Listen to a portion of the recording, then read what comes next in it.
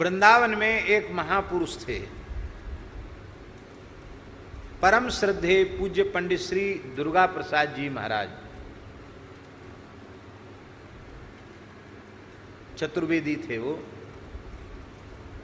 पर संत लोग उनको मोटे गणेश जी वाले महाराज कहते थे। इसी नाम से वो प्रसिद्ध थे। बहुत लंबे समय तक मोटे गणेश जी में विराजे, इसलिए उनका नाम मोटे गणेश जी वाले। मोटे गणेश जी पर रहने से लोग मोटे गणेश जी महाराज कहते थे। उनका शरीर भी स्थूल था।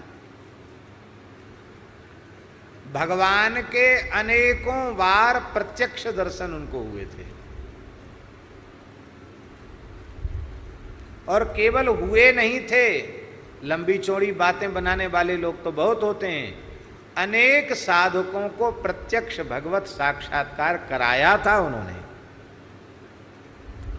अब इससे ही आप अनुमान लगा लीजिए कि हमारे पूज्य परमहंस जी महाराज, जो अपनी मलुकपीठ की नई गौशाला में विराजते हैं, बड़े उच्च कोटि के महात्मा हैं। लगभग अनुमान है, लगभग 40 वर्ष तक परमहंस जी महाराज ने उनके घर जाकर सेवा की। उनके कपड़े धोना, बर्तन मांजना, पूरे घर में झाड़ू लगाना, पूरा घर धोना। कितने दिन तक? 40 वर्ष बिना नागा किए, चाहे जितनी ठंडी हो, गर्मी हो, बरसात हो। मन वाणी क्रिया से सत्य का पालन करते थे महाराज। और आध्यात्मिक स्थिति कितनी ऊंची थी हम कह नहीं सकते अपनी वाणी से। हमने दर्शन किया उनका, खूब उनकी कृपा प्राप्त की। और हमारे पूज्य गुरुदेव श्री भक्तमाली जी ने 1 महीना उनको भक्तमाल की कथा सुनाई। परम श्रद्धेय श्री संत उड़िया बाबा जी महाराज, उनके पास वे भीड़ भाड़ में कभी नहीं जाते थे, एकांत में जाते थे। तो कभी एकांत में जाते, और जब उड़िया बाबा को सूचना मिलती कि पंडित जी आए हैं, तो बोले लाओ उनको। तो जैसे ही आते तो उठ के खड़े हो जाते। उड़िया बाबा आसन से उठ के खड़े हो जाते। बाबा की आयु अधिक थी, इनकी आयु कम थी। ये गृहस्थ थे, वो चतुर्थाश्रमी महान जीवन मुक्त संत थे, उठ के खड़े हो जाते। एक दिन पंडित जी बोले, मोटे गणेश जी वाले महाराज बोले कि अब हम आपके पास नहीं आने का विचार है हमारा, अब लगता आपके पास नाम है। कहा क्यों, नाराज हो क्या? बोले हाँ, हम बहुत दुखी हैं। मैं एक सामान्य मनुष्य हूँ, गृहस्थ हूँ, और आप महान सिद्ध संत हैं। आप जो है खड़े होकर मेरा स्वागत करते हैं, इससे तो मेरा अनिष्ट होगा। मैं तो सन्यासी हूँ नहीं, मैं तो गृहस्थ हूँ। बाबा तो बाबा ही थे, श्री उड़िया बाबा। बाबा बोले गेयस्य नित्य सन्यासी यो न द्वेष न कांक्षति। गीता जी में जो सन्यासी का लक्षण बताया है, वो हम सन्यासियों में भले ही घटित न हो, पर आप में सन्यासी के सारे लक्षण घटित होते हैं। लियो, सन्यासी के पास कमंडल ही तो होता है, अपना कमंडल दे दिया उनको। महाराज मैं क्या करूंगा, रखो अपने पास, जाओ, हो गए सन्यासी, ले जाओ कमंडल, ले जाओ। वह कमंडल, उड़िया बाबा के व्यवहार किया हुआ कमंडल, आज भी परमहंस जी के पास रखा है। मोटे गणेश जी वाले महाराज जी ने परमहंस जी को दिया।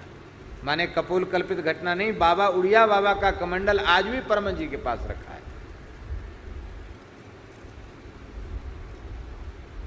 बड़े सिद्ध पुरुष थे मोटे गणेश जी वाले महाराज।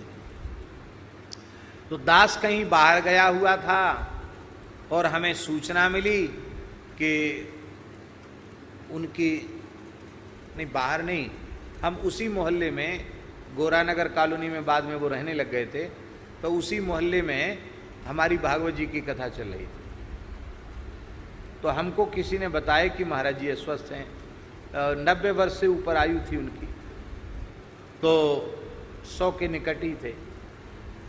तो हम उनका दर्शन करने गए, मोटे गणेश जी वाले महाराज जी का।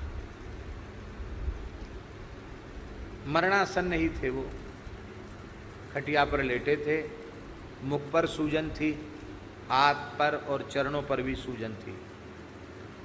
पर महाराज ऐसे लेटे थे मानो कोई वेदना उनको नहीं, बड़े आनंद में लेटे थे, मुस्कुराते हुए जैसे लेटे थे। मैंने साष्टांग प्रणाम किया, भगवान नाम उच्चारण किया। तो जब भगवान नाम उच्चारण किया तो उन्होंने नेत्र खोले, मेरी ओर देखा, पहचान गए तो महाराज जी के नाते इस दास पर कृपा करते ही थे। तो मैंने महाराज जी से पूछा, महाराज जी आपका स्वास्थ्य कैसा है? कोई बीमार हो, अस्वस्थ हो तो पास में जाकर यही पूछा जाता कि आप ठीक हैं ना, आपका स्वास्थ्य कैसा है? तो मैंने बड़ी विनम्रता से पूछा, महाराज जी आपका स्वास्थ्य कैसा है? अब देखो महापुरुषों की चित्त की स्थिति कैसी होती है। वे बोले, स्वामी जी 3 सूत्रों में भजन सिमटा हुआ है, भजन की त्रिसूत्री है, चौथी बात कोई है ही नहीं। 3 बातें समझ में आ गई तो जीव भगवत प्राप्ति के पथ पर अग्रसर हो जाएगा, इसी शरीर से इसी जन्म में भगवत प्राप्ति हो जाएगी। भजन की त्रिसूत्री है। ये उस अवस्था में बोल रहे थे जब एक तरह से मरणासन नहीं थे।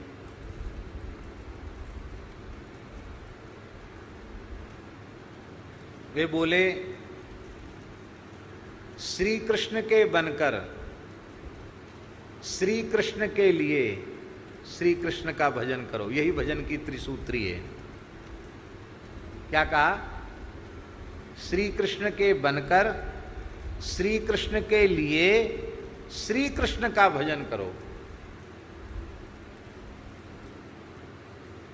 अब बात तो कितनी ऊंची है।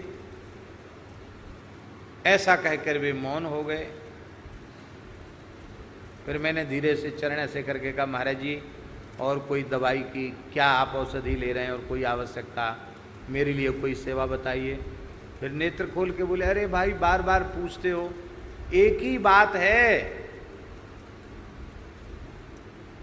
श्री कृष्ण के बनकर जब तक संसार से संबंध रहेगा तब तक भजन व्यभिचरित होता रहेगा, संसार में भजन जाता रहेगा।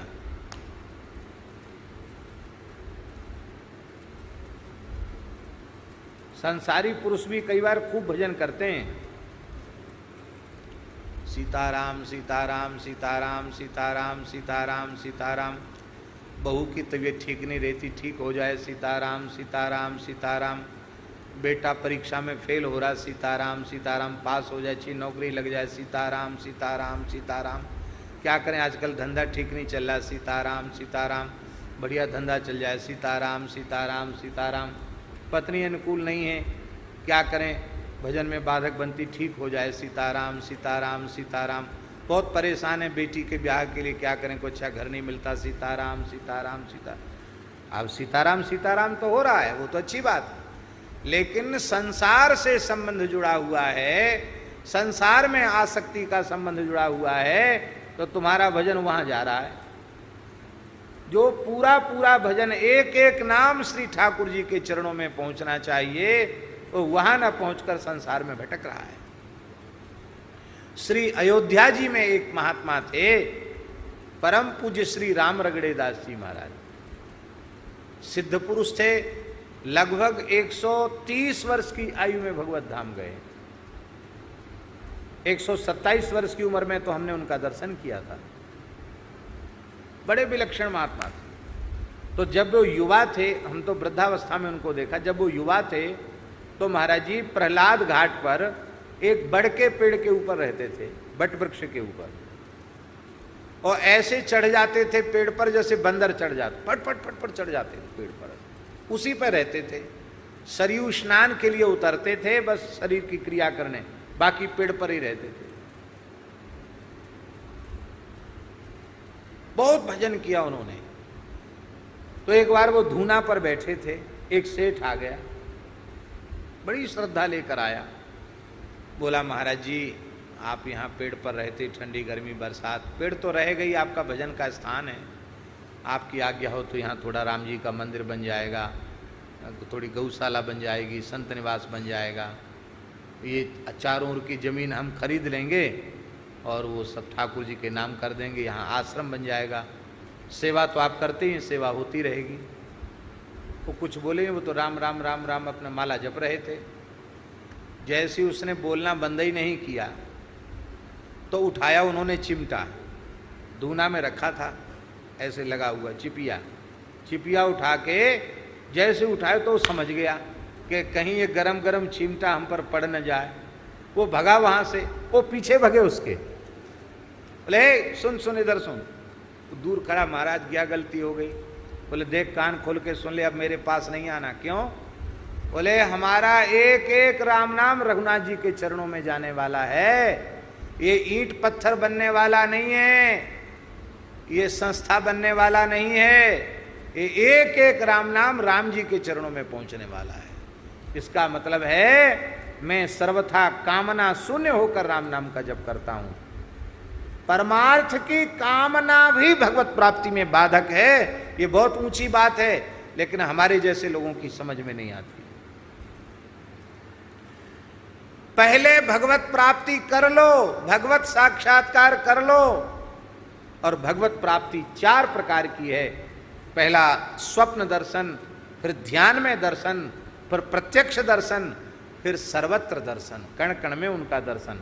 ये अंतिम दर्शन है। यहां तक जब तक नहीं पहुंचे तब तक पूर्ण दर्शन नहीं हुआ। यहां पहुंचने के बाद फिर अब जीवन मुक्त हो। अब ठाकुर जी जो कराएं सो करो, लेकिन इसके पहले जो हम लोग परमार्थ के नाम पर भजन का रास्ता छोड़कर, भगवत प्राप्ति का मार्ग छोड़कर जो प्रपंच में फंस जाते हैं, वो बात बहुत अच्छी नहीं है। सच्ची बात तो यही है, अब भले ही हमारी समझ में नहीं आवे, चाहे आपकी समझ में ना आवे, सही बात यही है।